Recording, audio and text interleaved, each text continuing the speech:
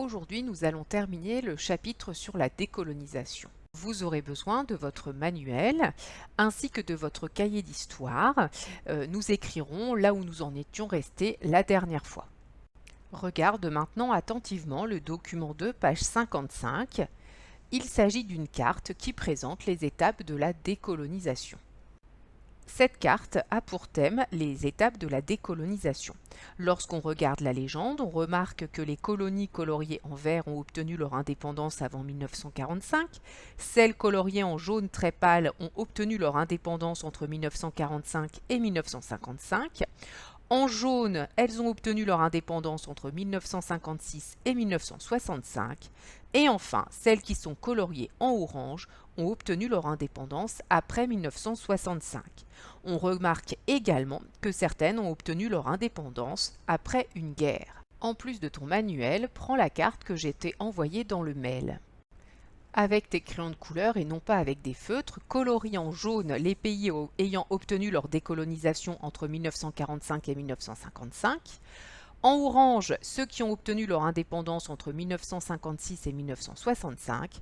Et en rouge, entre 1966 et 1990. Je te laisse mettre pause pour effectuer ce travail de coloriage. Alors, pour l'exercice suivant, je vais te demander de recopier le tableau qui se trouve juste en dessous de la carte, le tableau de la question 6. Pose le temps de recopier le tableau, puis tu vas le compléter. Pour compléter la première colonne, utilise la carte qui est juste au-dessus. Pour compléter la seconde colonne, utilise la carte de la page 54.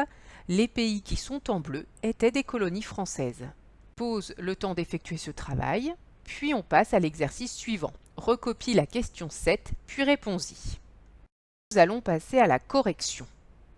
Avant 1945, ce sont des colonies du continent asiatique qui ont majoritairement obtenu leur indépendance. Entre 1945 et 1955, c'est toujours en Asie, et un exemple de colonie française avec l'Indochine. Ensuite, c'est au tour des colonies d'Afrique d'obtenir leur indépendance. Il existe de nombreuses colonies françaises comme l'Algérie, le Maroc, la Tunisie, la Mauritanie, le Mali, le Niger, le Tchad qui ont obtenu leur indépendance. Après 1965, c'est une nouvelle fois en Afrique que les colonies obtiennent surtout leur indépendance, avec par exemple les Comores pour les colonies françaises. Répondons maintenant à la question 7. Alors on cherche des pays africains qui ont obtenu leur indépendance après une guerre. Alors il y a l'Algérie, la République du Congo, le Kenya, le Mozambique ou encore l'Angola. Nous allons maintenant passer à la deuxième partie du chapitre. Je vous laisse écrire le titre qui s'affiche sur votre écran. Vous sautez une ligne sous la réponse à la question 7, puis vous écrivez grand 2. Comment se développent les pays décolonisés? Comment s'affirment-ils sur la scène internationale?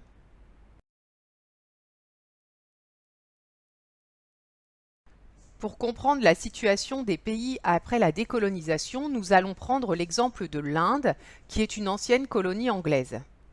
C'est une colonie qui a obtenu son indépendance en 1947. Nous allons donc étudier ce tableau pour comprendre comment l'Inde se développe après la décolonisation.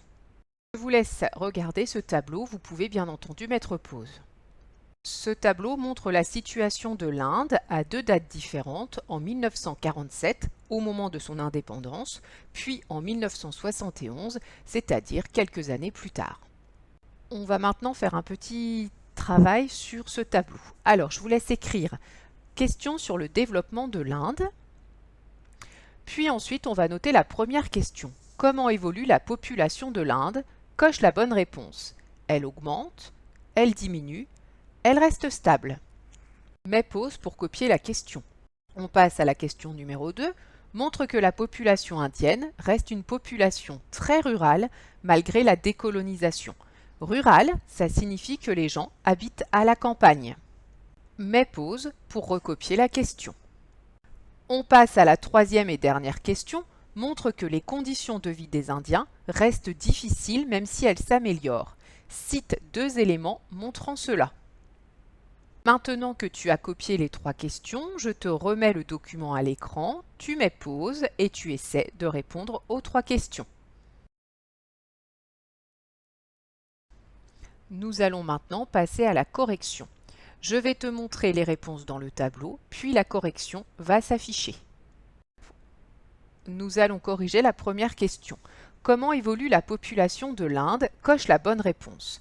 Elle augmente puisqu'en effet, en 1947, elle était de 361 millions d'habitants et en 1971, elle est passée à 548 millions d'habitants. On peut même parler d'une très forte hausse de la population.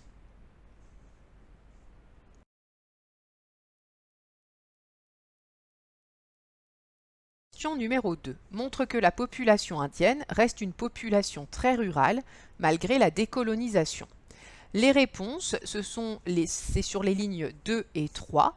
En effet, la population reste très rurale puisqu'en 1971, 80% de la population habite encore à la campagne. C'est donc 8 habitants sur 10.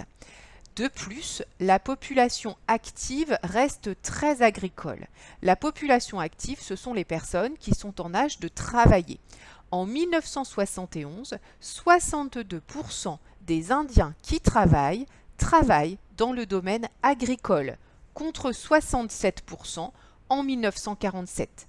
Cela baisse, mais de façon très faible.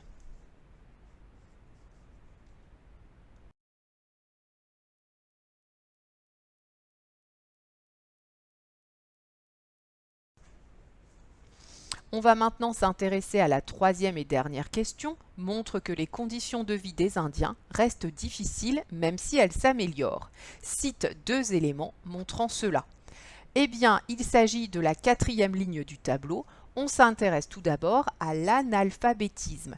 L'analphabétisme, c'est lorsqu'on ne sait ni lire ni écrire et on constate une amélioration. En 1947, 80% des Indiens ne savaient ni lire ni écrire. Il en reste 65% en 1971. Donc même si le chiffre reste encore très important, il diminue fortement. Ligne suivante, la scolarisation.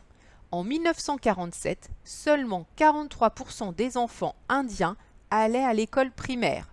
Ils sont 76% en 1971, ce qui permet une très forte hausse. Et ça explique aussi le fait que de plus en plus d'Indiens savent lire et écrire. Enfin, dernière ligne du tableau, l'espérance de vie à la naissance.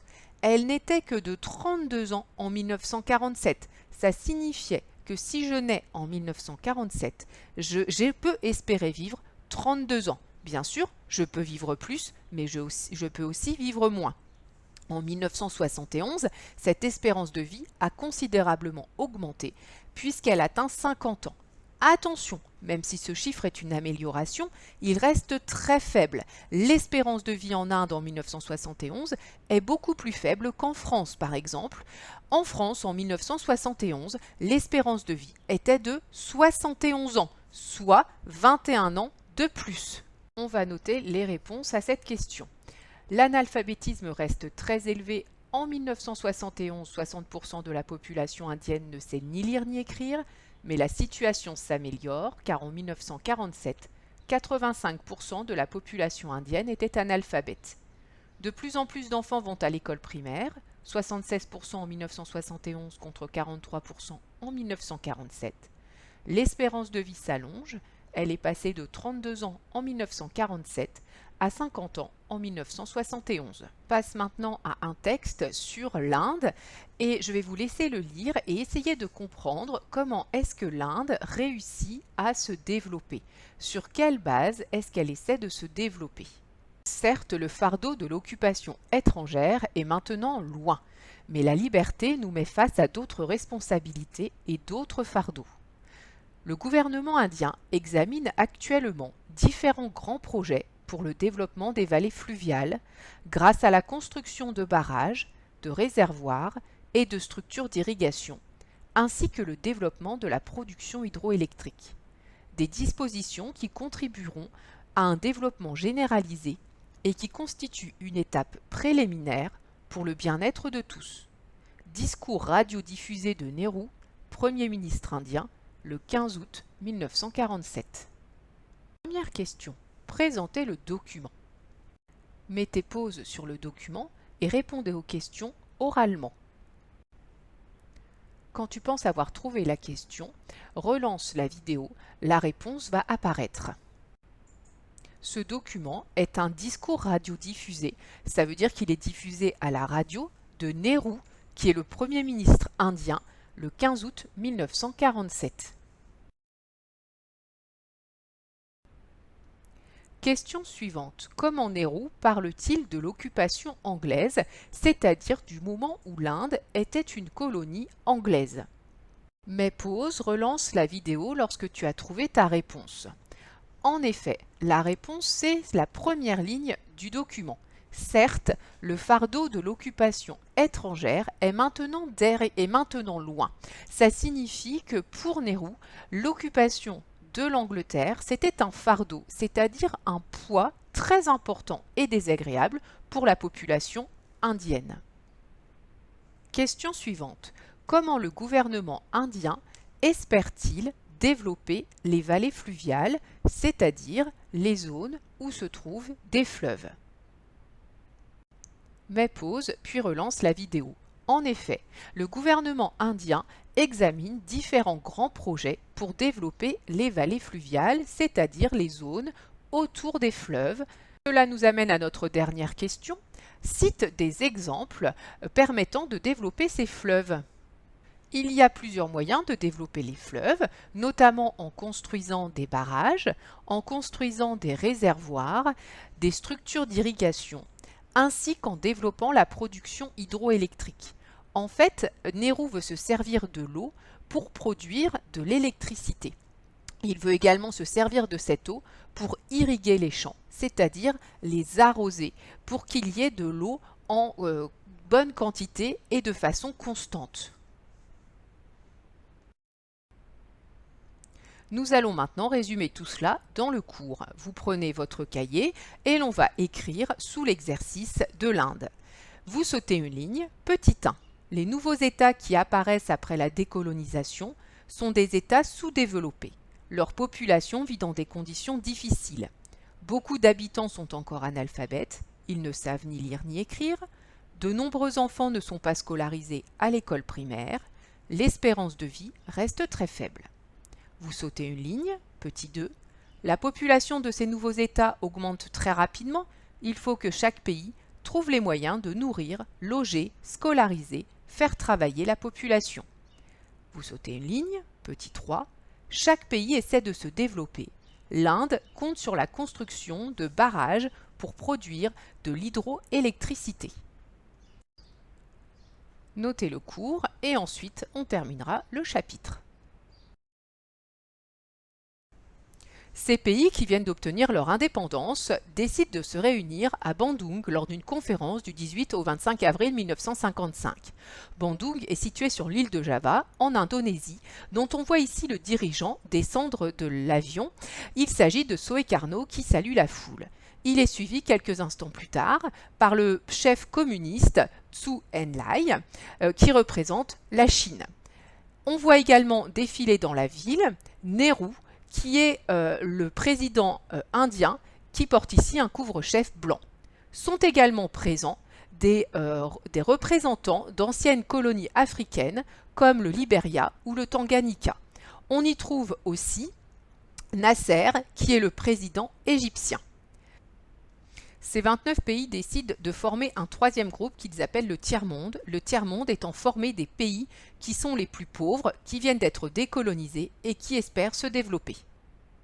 Si on regarde cette carte, on se rend bien compte que la conférence de Bandung est organisée par 5 pays qui sont représentés en rouge et que 24 invités sont présents et ils sont représentés en orange. Prenez la carte que vous aviez coloriée en début de chapitre, puis indiquez la conférence de Bandung dans l'encadré prévu à cet effet.